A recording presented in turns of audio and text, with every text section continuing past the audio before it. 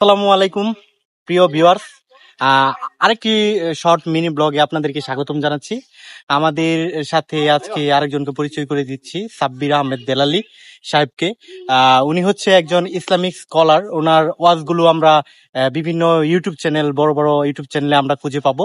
আপনি সাব্বির আহমেদ দেলালি এটা সার্চ দিলে আমরা খুঁজে পাবো। আচ্ছা, আমরা এখন তো একটা বিয়ের অনুষ্ঠানে আসছি, আপনার অনুভূতিটা কি বলেন?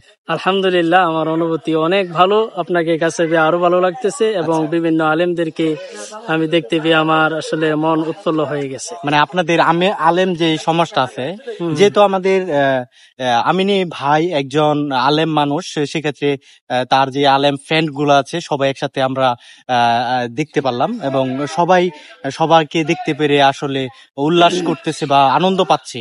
এটাই হচ্ছে আসলে বন্ধু বান্ধবের সাথে একসাথে পথ চলার একটি আনন্দময় একটি মুহূর্ত।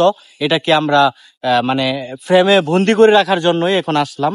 আর কথা হচ্ছে যে আপনি যারা এখন পর্যন্ত বিয়ে করেনি তাদেরকে কি উপদেশ দিবেন? আপনি তো বিবাহিত একজন। জি জি, আমি তাদেরকে অতি সত্তর বিবাহ করার জন্য উপদেশ দেব। কেননা রাসূল সাল্লাল্লাহু আলাইহি ওয়াসাল্লাম বলছেন, বিবাহ করা মানে অর্ধেক দিন পূর্ণ করা। যারা বিবাহ করেছে তারা অর্ধেক দিন পূর্ণ করেছে।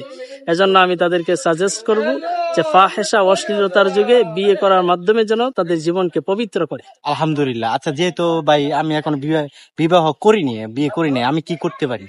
এই দোয়াটা পড়লে আমি বিয়ে তাড়াতাড়ি করতে পারবো? জি, এই মুহূর্তে আপনি আর্থিকভাবে সচ্ছল হন এবং আল্লাহ তাআলার কাছে বেশি বেশি দোয়া করুন। রব্বানা হাবলানা মিন আজওয়াজিনা ওয়া যুররিয়াতিনা কুররাতা আ'ইনি ওয়াজআলনা লিল মুত্তাকিনা ইমামা।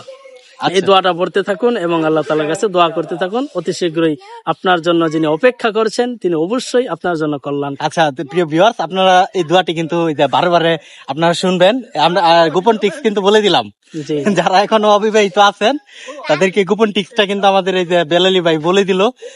এটা কিন্তু রিয়েল একটা বিষয়, আল্লাহ তাআলার কাছ থেকে এই দোয়াটা আসছে, চেয়ে নেওয়ার একটি দোয়াটা আসছে।